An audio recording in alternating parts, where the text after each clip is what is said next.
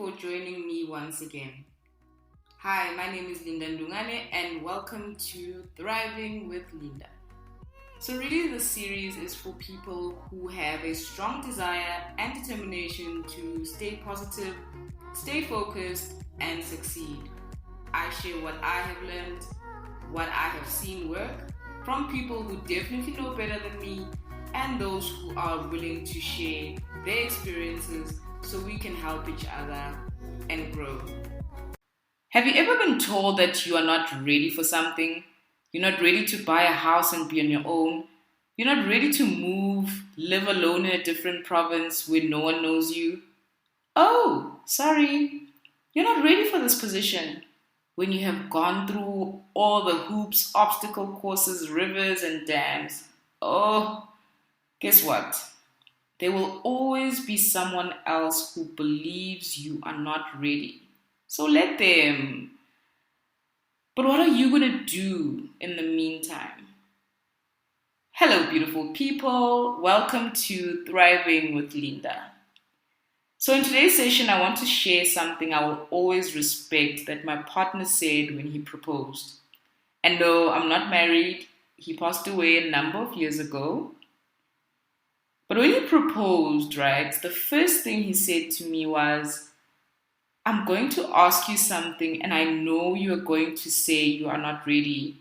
But I want you to know, I'm also not ready. However, I strongly believe if I believe and you believe, nothing will change how I feel. And the story goes, of course, I said yes. But the point with this is, as I reflect on that particular moment in my life and the experience that I went through, being with him and going through the whole, relationship process from, the honeymoon phase and it being so wonderful, he was clear. He was very clear. He understood the process of readiness. He understood we would always be a work in progress. So hear me out here. Being ready and being in a state of readiness should be seen like this.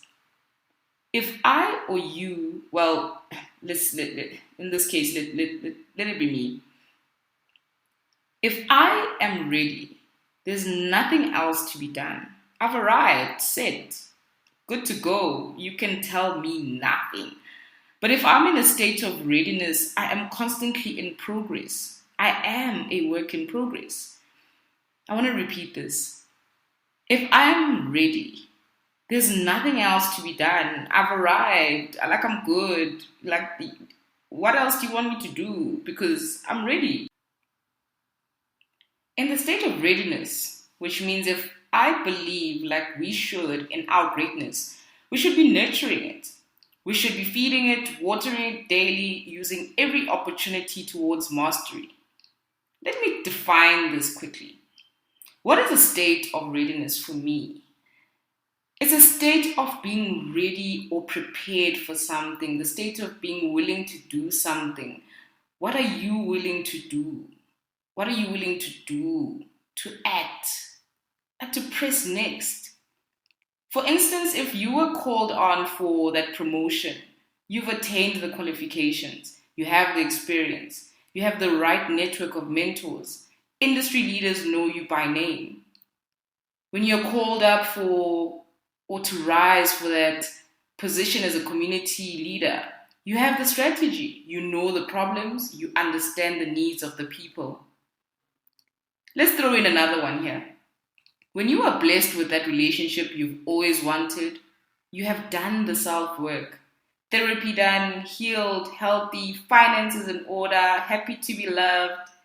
Put a ring on it. Forever here we go. Hey, I'm remembering something. Oprah had a show on, towards the end of 2020. I watched it on YouTube. Put a ring on it. And the whole show is about these three couples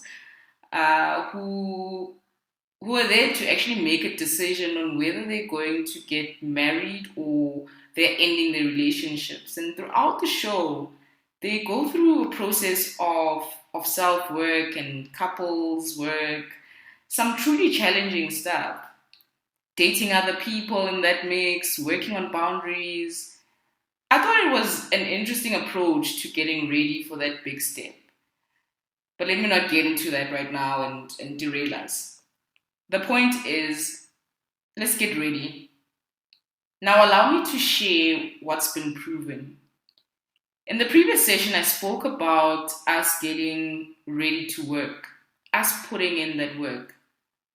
But to get the work or to get to work, you need to be prepared. And what aspects matter regardless of who you are and where you are at in your state of readiness. These are like truly fundamental aspects. Before we even talk about strategies and have people share their journeys with us, I think setting first things first is critical. And for me, it's more about your physical health, your emotional health, your mental health. There are many people who are successful, and of those, I mean, there are very few people I know who are successful and don't take care of their physical health. I mean, they know that without a healthy and strong body, you won't have the physical energy to achieve greatness in life.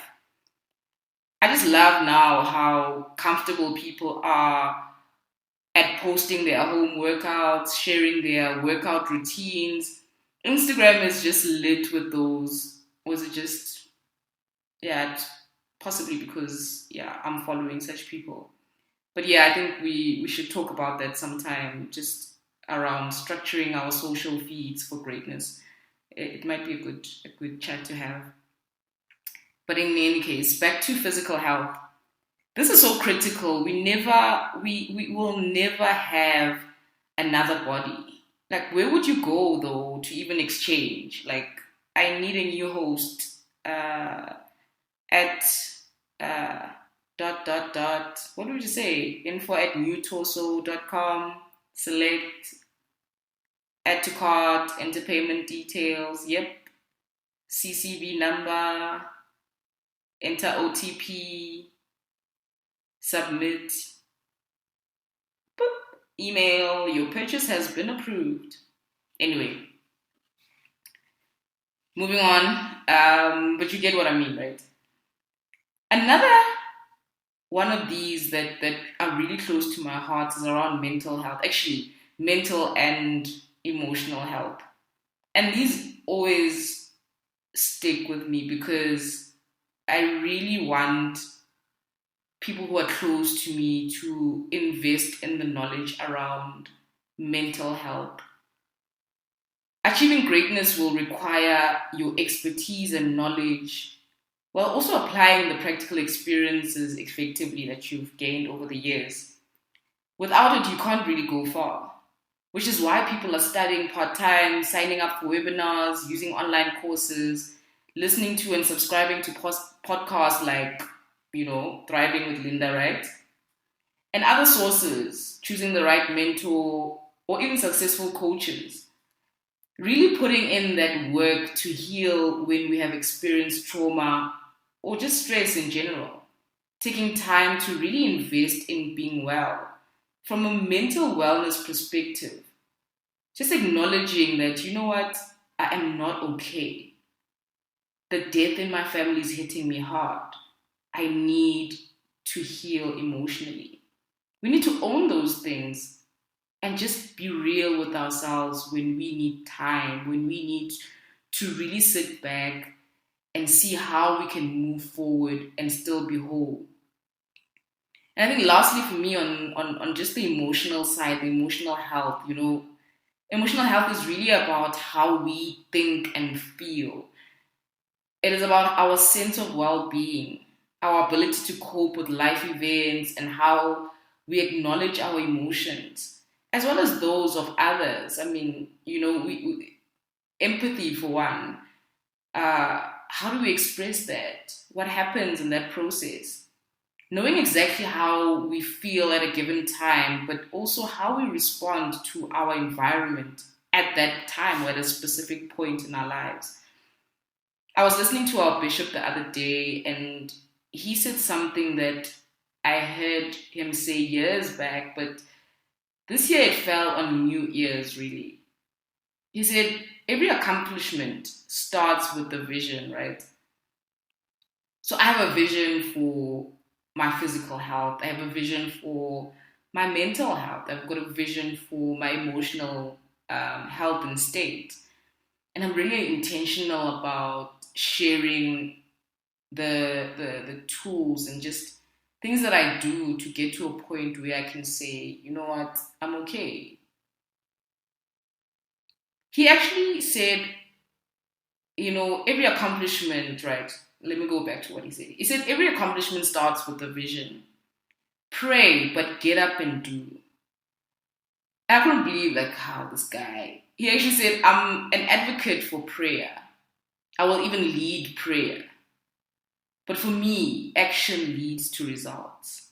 And when he said that, I just took a deep breath and I said, you're right. Because as much as you would preach and, give such great sermons, at the end of the day, people need to know that it is our responsibility, it is your responsibility, it's my responsibility to take care of key aspects in our life, just like physical health, just like emotional health, just like our mental state, so that we are able to achieve the things we want in this life.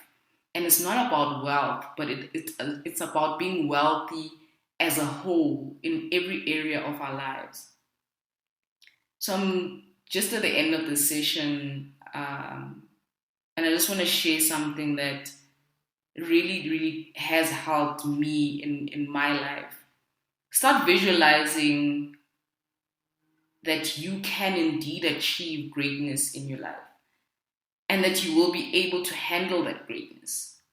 The more you do that, greatness becomes more real to you.